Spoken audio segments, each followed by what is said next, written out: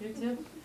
Could someone just volunteer for me, like, in 2 sentences, like what the sum of what she said was? I mean, I have a general idea because I know what she's talked about in other places. I'm just wondering what message she wrote in Kansas City. Don't worry, it's not a test. I'm just curious. She said a lot of things about the role of Jewish women in Israel in general. Well, what did she say about the role of Jewish women in Israel? She'd like to see some more diversity. Okay. She's a change agent. She's not afraid to get arrested for her positions, and she wants to see change. Okay. And she was fundraising too. Okay.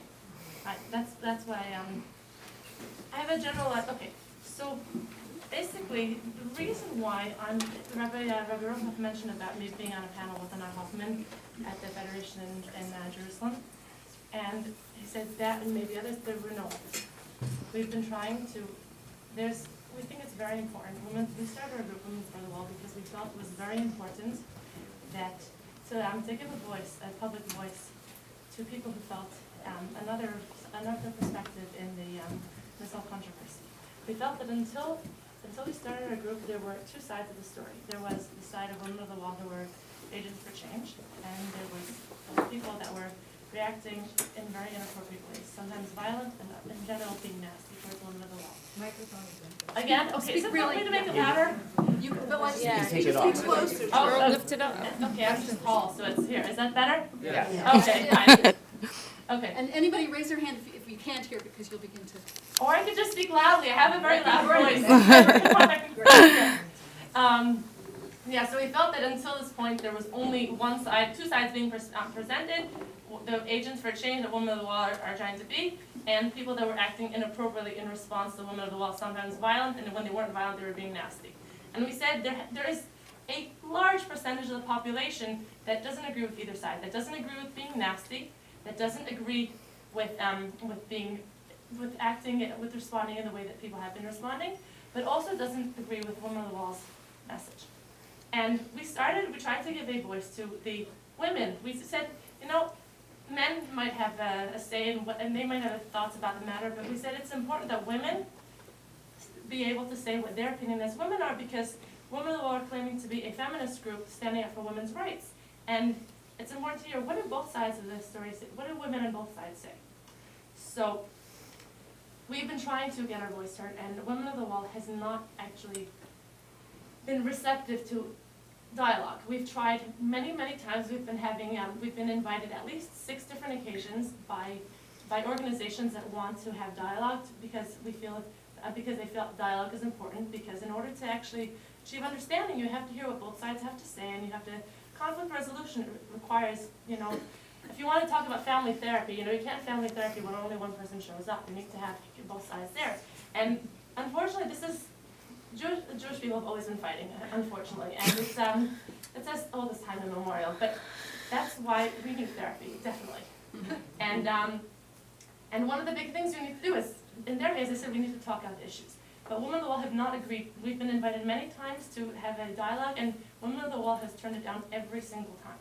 The only one time they've actually agreed to come talk with us, talk in public with us, was with the Federation, their General Assembly in Jerusalem in November, because they won't turn down the opportunity to talk to thousands of people or to such a large crowd. But the Federation was very proud of themselves because they were the first time, and since then the last time, that Women of the Wall has agreed to appear in public to debate an issue. This just last week, on Tuesday, I was supposed to speak at APAC for a dinner with Women of the Wall, and both of us presenting our sides to a group of rabbinical students who are coming to Israel, and to hear about both sides of the situation. And Women of the Wall said they will refuse to appear on a panel with us. They agreed to present their sides on their own, but not together with us. So we find that very problematic, that a group of women, so-called feminists, will refuse to let other women have a discussion. And you can't, that's why we decided to come on a speaking tour. When we saw that only one side was being heard, the media would like to unfortunately the media is very biased against the Orthodox community. And when they're able to talk bad about the Orthodox community, they will, but they will very, very rarely give a voice and let the Orthodox community explain what our view is on the issue. So that's why I came on a speaking tour, and I really, really appreciate. What did you say your name was? I remember the last. It was the privilege of the center, so. I really appreciate that the GCC and BIAV agreed to have me come here because it's very important because Anna Hoffman came and presented one side, and it's important that people get to hear the other side. I don't need to convince you. I think it's a free world, people have their own rights to make up their own opinion, but how could someone make up their own opinion if they've only heard one side of the story? And that's why we're coming on a speaking tour now in the US, so like going to different cities and explaining what the other perspective is. So let's start from the beginning. I started Women for the Wall, when I didn't start Women of the Wall. Women of the Wall was started when I was about 10 months old. So no, I didn't start them, and I'm only 26, I'm very young, I know. I come from a modern Orthodox background. I'm more Haredi now, not even completely Haredi, but I have been part of many different worlds in the Jewish world. My cousins are conservative and reform, and I love everyone, and I really hate fighting with a passion. And I felt every single time, every single Rosh Chodesh, I saw the situation with what's going on at the Kotel went on the news, and I'm big on social media. I have lots of Facebook friends, so I see all the fighting was going on, trash talking back and forth, mudslinging from religious Jews to Reform and Conservative to Orthodox, and back and forth, modern Orthodox to Haredi. It was driving me bonkers. I said, someone needs to do something about this. This fighting needs to stop. And I was hoping someone else would do something about it because, everyone always expects someone else to do something instead of taking action. And the Israeli government actually did decide to do something about it, and they appointed Natan Sharansky to try to mediate and try to find a solution to the problem. And Natan Sharansky said, right now we have a plaza, men's section, a women's section that's run according to Orthodox tradition, and we have people that like to pray in a more non-traditional fashion. And why don't we make an equal-sized plaza to a men's section, a women's section, right next to it. There's the Kotel. What people consider the Kotel is actually only 1/12 of the wall. The whole Western Wall, of the Temple Mount is holy, and there's a section further to the north of it called the Kotel HaKatan that people pray at, and then there's the women's section and the men's section. And of that, only the men's section was being used for prayer services until 1967, and then they expanded it into the men's section and women's section in 67 after it was reconquered. And then to the left of that, further south, along the same wall, is an area called the Robinson Arch, that about 10 years ago, after the last round of fighting happened at the Western Wall, the Supreme Court ordered that the Supreme Court decided that the Women of the Wall were a provocation, and because they were not respectful of the Minhag HaMakom, the customs in the place, and they said we need to build up an alternative prayer site, so that way Women of the Wall and Reform and Conservative movements can have a place to pray without causing it, because the Israeli government understood a value in trying to compromise basically, and not having only one side or the other. So the Israeli government spent 6 million shekel on building that up, and the conservative and reform movements have been using that section now for the past 10 years about. The reform and conservative movements have their bar and bat mitzvahs there. I know the conservative movement has their Monday and Thursday and Rosh Chodesh, they have their tefillot there. And it's got a lot of traffic, and people really appreciate it. Some people say that they like that area much better than the Kotel because it has a much more authentic feel to it. There's some relics from the destruction of the temple, like some broken stones from the temple there, and they say they really feel the holiness of the place there in a way that you cannot even feel in the traditional men and women section. So, Women of the Wall actually, after the last round of scuffles, started praying there. And then, about 2 years ago, they got a new PR head. And this PR head said, we need to fundraise, we need to get more attention for our cause. And how are we going to do that? We've actually read their internal documents. Their internal documents, because they're a public NGO, these internal documents are actually public property, anyone could see them. And they talk about how they checked out, first, is it permissible for men to come into the women's section of the Kotel? And they found that it was illegal, so they said, okay, fine, let's go to the women's section and we will have a prayer service. And then first they just came with a prayer service, and then they came with talitot, and then they came with tefillin, and then they said, okay, now let's bring a Sefer Torah. Each time pushing a little further, see how far they can go, and then eventually, each time there was definitely a kickback by the people that saw what was going on and were offended by by what they felt was people trying to agitate change. And because of that, eventually the Rav of the Kotel and the police together decided that there was a provocation, and they arrested the woman of the wall, a few of the members, for disturbing the peace. I know that Anna Hoffman says in certain places, I'm not sure if she said it here, that they got arrested for bringing a talit, or for wearing talit and tefillin, and for bringing a sefer Torah, but that's actually not true. As Americans, we have like a very big concept of freedom of religion and freedom of speech, and we're allowed to do everything pretty much. But in Israel, there's certain rules about incitement to riot that are actually very, very strict. Women of the wall actually got arrested for incitement to riot, not for talit and tefillin. The talit and tefillin were what was causing the incitement to riot, but that's actually not.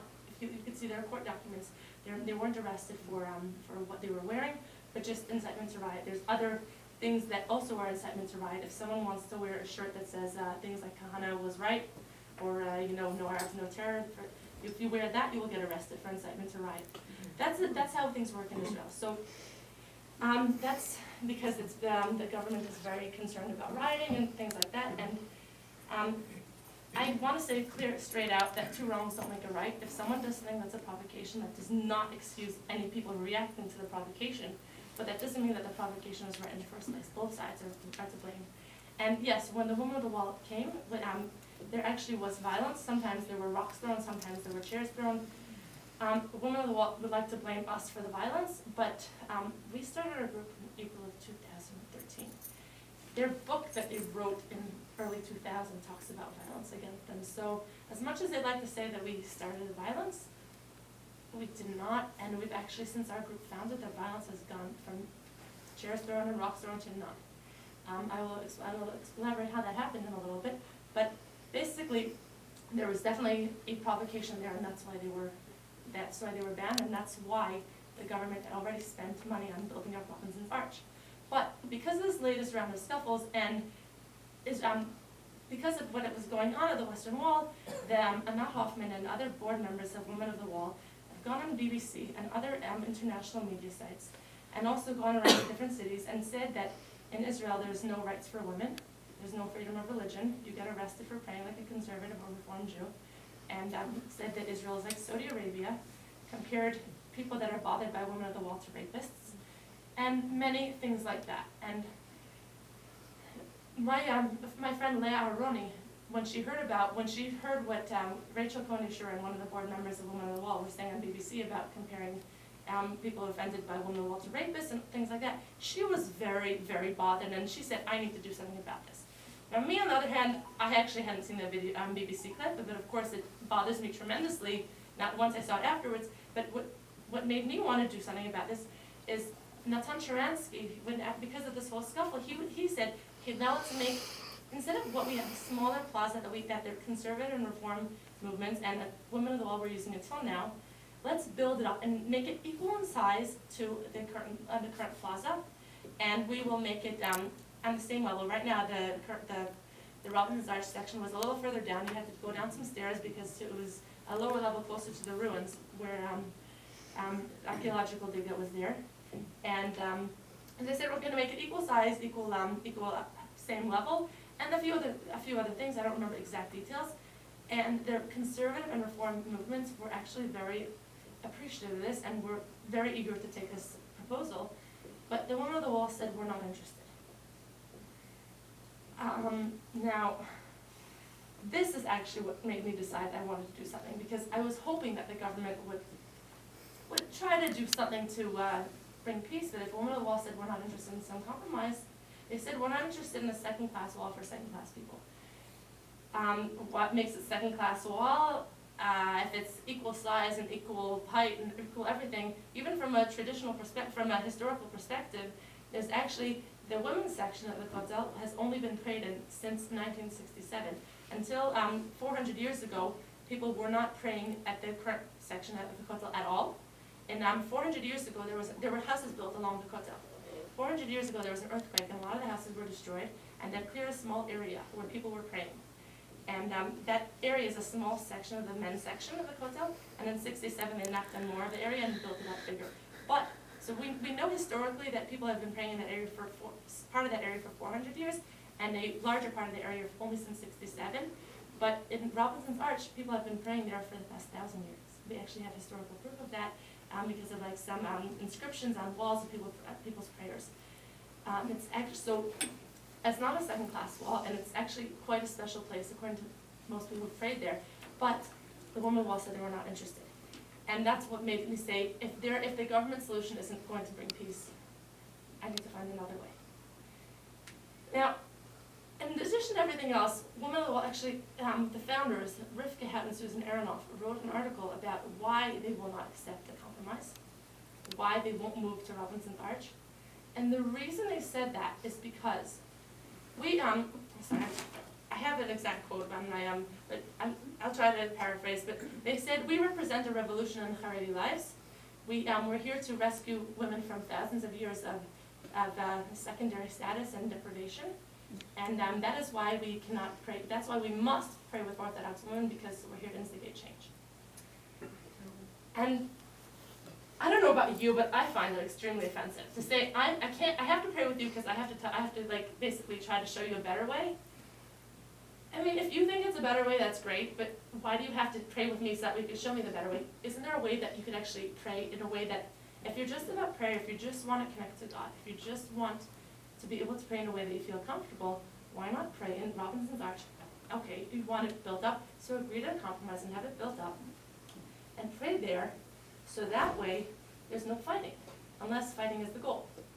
Now, the question is the goal fighting? Well, possibly. Because what I can tell is, so when we started our group, what we wanted to do was we wanted to stop the fighting. And we want, as I said, we also wanted to give a voice to the Orthodox faith, because we felt that until now, the Women of the Wall is a small group in Israel. They are about maximum 50 women who made Aliyah, who live in Israel now, and about every month between 50 to 150 more join them. Some of them who are in Israel on a one-year program, and some of them who fly in for a week or so and with their temples, and they join, they time their trip to join the Women of the Wall to bolster their numbers. So it's a group of maybe 50 to 200 women that are trying to change how the Kotel Plaza is run for everyone else. And we said it's not fair for, I totally respect women's rights and religious freedom, but how could someone's religious freedom come at the expense of someone else's freedom? If people are coming to the Western Wall because they want to connect to a place of thousands of years of tradition, and then you have people who are trying to revolutionize and make it more modern, and it destroys the atmosphere. Every single religious place in the world, as far as I know, every single holy site of religions in the world has certain rules there to keep the feeling, to keep the atmosphere there. If you go to places like in Israel especially, actually there are laws about holy sites and having to respect the sensitivities in the places. From the Church of the Holy Sepulchre, there's rules. I think you have to cover your elbows and your knees, whether you're a man or a woman. In the Al-Aqsa Mosque, there's rules about what you have to do to respect the feelings, and also at the Kotel. In addition, the Vatican has rules, and the Taj Mahal has rules, and Mecca has rules, because that's how religious places have to be run. If they were run without these rules, they would lose the feeling of a religious place. I've spoken to the head of Women of the Wall and the PR director, and I've asked them, so how do you want the Kotel to be run? If you don't like the rules that are run now, how they are now, how would you like it run? Would you like it to be a free-for-all? And I said, no, not a free-for-all, but just not run like a religious site. Let it be run like a public park. I don't know about you, but if the Kotel was run like a public park and not like a religious site, I would never go there anymore. And I know so many people that would never go there either. Why people come is because of the religious atmosphere. So you have a small group of women trying to agitate change, claiming to be fighting for religious rights, and then at the same time doing things that ruin it for everyone else. So it's a problem. So we said, let's try to bring women to show with other perspective. We said we don't want people fighting, we don't want people demonstrating, but we do know that prayer is very effective. So let's bring as many women as we can at the same time as Women of the Wall are there. Let's bring other women to pray, just praying to God, because God is ultimately the one in charge. And just also at the same time, while we're there, to show with our bodies the numbers game. You know, should we listen to a tiny minority who's trying to make change for the majority? So that in May, 10th or May, I don't remember the exact date, maybe, I think it's actually May 7th. We, on Rosh Chodesh Sivan, we brought women to the Kotel. We thought we would start small. We thought, every month that Women of the Wall get there, we'd bring, 100 women, 200 women, 300, 500, because we thought, it would take some time to build up. But we spoke to some friends of ours. I'm very active on social media, as I said, so I've got lots of friends there, and they told their friends, and we also spoke to some rabbis we knew.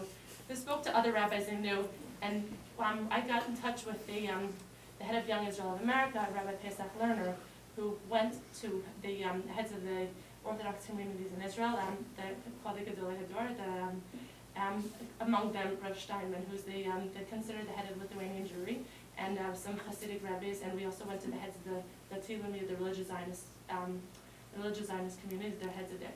And every single one said that what we're doing is very important and it needs to be done, but everything that we do must be done with dignity and respect. And that was exactly where we were coming from, because our issue with the problem until now is we felt anyone who had objected to Women of the Wall was doing it in a nasty way that made a desecration of God's name. So because we had their support, it spread like wildfire, and the first month when we tried to bring people to the Kotel, we ended up with between 12 and 15,000 women at the same time as Women of the Wall were there, about 200 women. Now, I would love to be able to say that it was a completely inspiring month.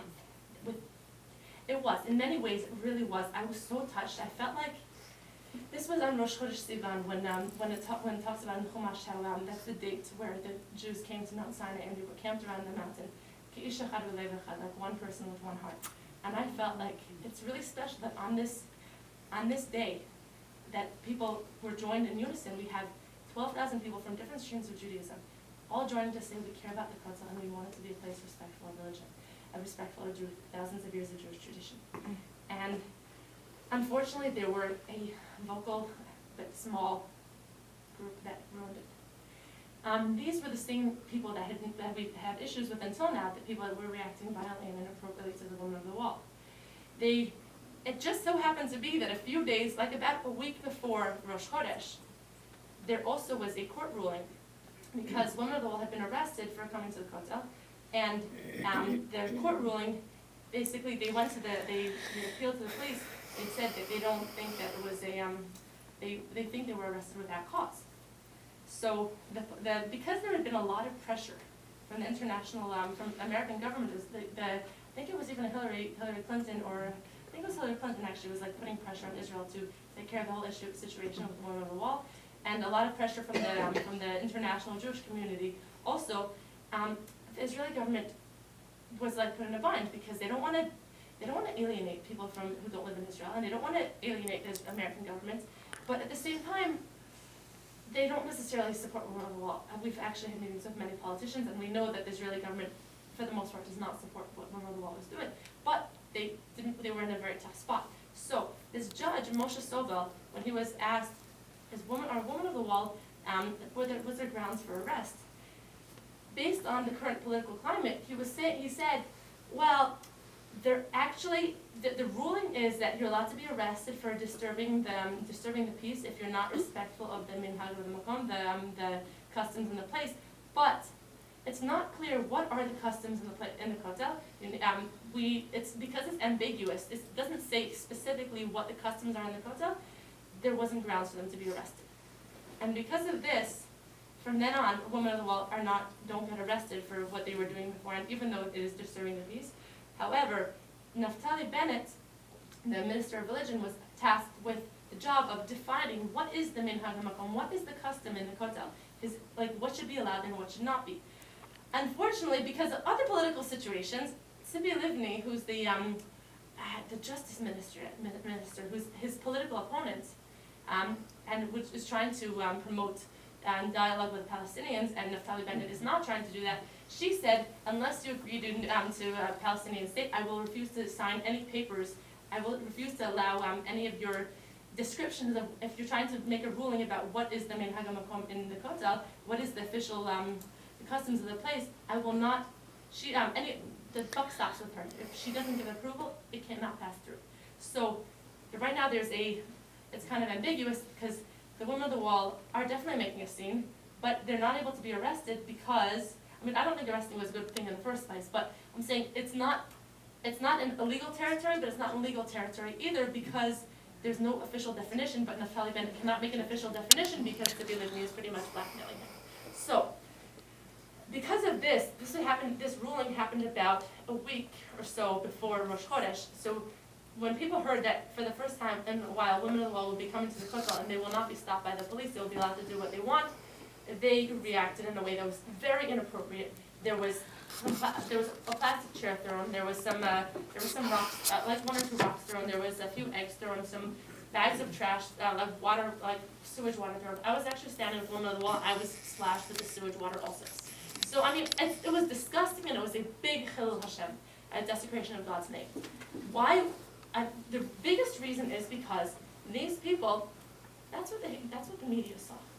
The media didn't see the 12,000 women who came and were respectfully showing how they felt about the place. No, they talked about thousands of riding Haredi men, which is absolutely an exaggeration. There were maybe 30 guys making trouble. Not all. I mean, some of them were just screaming, some of them whistling. And there were about another 70 guys egging them on. But everyone else, all the other thousands, were behaving, were so, it was a Kiddush Hashem, but the media, whenever there's any bad behavior from any Orthodox Jew, will focus on that. And that's one of our biggest issues with what's going on with the Kotel, because we know that it's very important that people feel connected to Judaism and people feel connected to tradition. You know, it doesn't matter I don't care if someone's religious or not, that's their own choice. But you know, I think it's important that religious Jews don't make a bad name for themselves. And these people, when they act like this, people assume that this is what Orthodox Jews are like. This is what Haredi Jews are like, and it's not. And part of the Haredi community, I don't know anyone that supports what these guys are doing. As I said, the leaders of the Haredi Jewry, the Rav Steinman, the leader of the Lithuanian Haredi Jewry, and the Hasidic leaders and the Sephardic leaders, all of them have come out and said that what they're doing is wrong. But no one else hears that. They just say, well, these guys are doing that, so that's obviously what Haredim are like. And we said we need to stop. So thank God, because part of the reason why the guys were acting like this, it doesn't justify it, but Martin Luther King said violence is the language of the unheard. These guys thought that until now, we're fighting, we're basically Don Quixote, like fighting and tilting at windmills. We're standing up on our lonesome, no one else is with us. And we have to take a stand, we have to be like Pinchas, we have to be a zealot, and we have to defend God's honor, come hell or high water, no matter what the cost. They're totally wrong about that, and what they're doing is making things worse, but these guys weren't seeing that. But by us showing that there's an alternative way, a respectful, peaceful way of standing up for what you feel, these guys, slowly, the violence became less and less. In addition to showing that, we actually spoke to these people. We said, you don't understand. You think you're actually fighting against the woman of the wall. You don't realize you're their biggest allies. Why? Because when you act like this, the woman of the wall take pictures of you, they take videos of you, and this is what's broadcast in international media. And this is with the message. This is what Orthodox Judaism is like. This is why we have to change Orthodoxy, and this is why we have to do it at the Western Wall, because this is how people are acting. This is a terrible disgrace, and we need to change them. Now, as I said, so this is a very important message, but we told this to these people that were acting inappropriately, and the message has sunken in. We found every single month that people are acting inappropriately. We go up to them, and I put myself in harm's way. I've gotten smacked on the head, I've gotten kicked, I've gotten punched, I've gotten yelled at. And why? I go up to these people and say, leave the women of the wall alone.